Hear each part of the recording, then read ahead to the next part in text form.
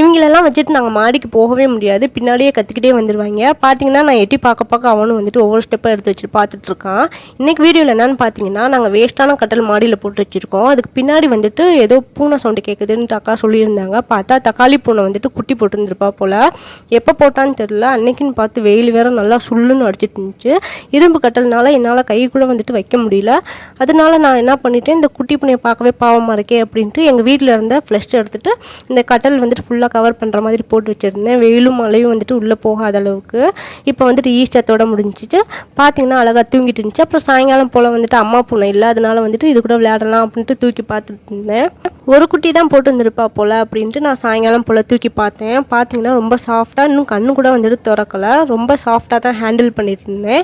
அம்மா பூனை பக்கத்தில் இல்லாத நேரத்தில் நான் தூக்கி பார்த்துட்டேன். இது வந்துட்டு கிட்டனா அப்படின்ட்டு எனக்கு இன்னும் தெரியல. நீங்களும் இந்த மாதிரி வந்துட்டு கேட் வந்து வளர்க்குறீங்கன்னா மறக்காமல் கமெண்ட் பண்ணுங்கள்.